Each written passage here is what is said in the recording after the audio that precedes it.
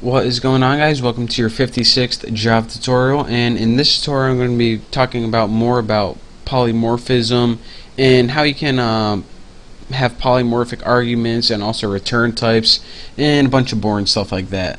But I'll try to make it a little exciting, and maybe I'll tell a funny story. Maybe I won't. I guess you guys are going to have to wait and see. If you've been following my tutorials, the first thing you probably noticed is I made a new class called Fatty. And we need to build this class to demonstrate what Fatty can do to food, tuna, and pot pie. If you haven't guessed, he's going to be eating these classes, because fatties love food, tuna, and pot pie. Trust me, I know firsthand. I'm fat. I love them. So we made this Fatty class. Now let's go ahead and make a simple method in here. It's going to do public void digest, which pretty much means eat. But we can't have eat tuna because eat is already method in here. So we're going to have digest, and as a parameter is going to take a food object. So let's go ahead and type food x, and now we can go ahead and do something with that object. Let's tighten that up a bit. That's what she said. So now we're going to pass in a food object, and when we pass in a food object, we're going to take that object, which is now named x, and we're going to call the eat method to that, and bam, that's all we're going to do. So here's what we can do right now. For example, if we had a food object named Bucky, we can pass in the name Bucky, and then it's going to say, alright, whenever we call Bucky.eat, it's going to say this food is great. So whenever we pass in a food object, it's going to call that food method, which is eat right here. But what you didn't know, or maybe you did if you know Java, what you didn't know is anytime you can pass in a food object, you can also pass in objects of its subclass. For example, you can pass in tuna and pot pie. So since this object, or excuse me, this method has the privilege of accepting a food object as its argument, it can also accept any subclasses such as tuna and pot pie. So, oh, what'd you say? You don't believe me? Well, let me just go ahead and prove it right here. Let's go in our main apples method, and let's go ahead and start making some objects. Let's go ahead and make a fatty object, and we'll name it Bucky because that's me and I am fat. We'll say equals new fatty with no parameters. So what we did here is we created a fatty object named Bucky. And let's go ahead and now, once we can use this fatty class, let's go ahead and give us a way to use the food objects. So let's go ahead and create food. We'll create FO for food objects equals new food. And why do we need to create a food object? Because, first of all, put your semicolons. Get out of my way, box. That's what he said. And I crack myself up sometimes. And why did we need to create this object for food? Well, because this method takes an argument that's a food object, so that's why. So now let's go ahead and call this. With our fatty object, which is Bucky, because I'm fatty, we'll put Bucky.eat right there. And now let's go ahead and as our argument, remember, or excuse me, that's digest, isn't it? And as our argument for the digest method in our Bucky object, it takes one food object.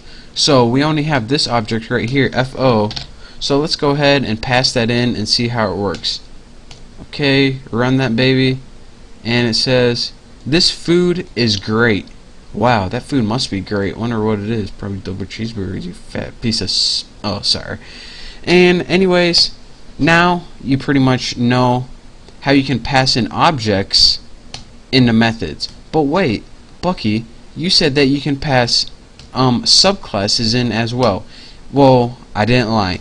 Anytime you can pass a food object in as a method, as an argument, you can also pass the subclasses, which are in this case tuna and pot pie.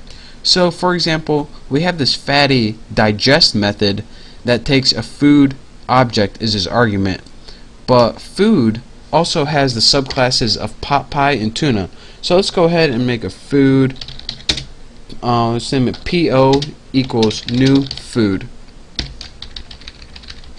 Get out of here, and bam, just like that. So not only can we pass in this superclass of food object, we can also copy this because we're lazy, and we can also pass in this object PO, which would be the pot pie. So let's go ahead and run this, and it'll be new pot pie like that. And let's run it and see what we got. This food is great, this pot pie is great. So what point am I exactly trying to make? Well, what we did right here is this. We created an object named Bucky so we can use all the stuff in this fatty class right here. And the only thing is this digest method. So, you know, we don't have a whole lot to work with here. We also created a new food object because this digest method, it took a food object as its argument. Now after that we created a pot pie object. Now this pot pie object is a subclass of this food superclass. So anytime this digest method can take a food argument, it can also take a tuna or a pot pie argument as well. So then I proved that to you guys because I know I'm a liar and I had to prove it to you guys. I called that Bucky object with digest as the food object is my argument, and I also called the pot pie object as my argument. So that is pretty much a way that you can have polymorphic arguments, and you can also have polymorphic return types in the same way. So we just went over arguments right here, but you guys can figure out just return any other one if you want. So that's that for this tutorial. Hopefully you guys learned. If you didn't, then you know, I don't know what else to do. Watch the rest of my tutorials, I guess. Oh, disgusting story. I told you guys that I'll tell you.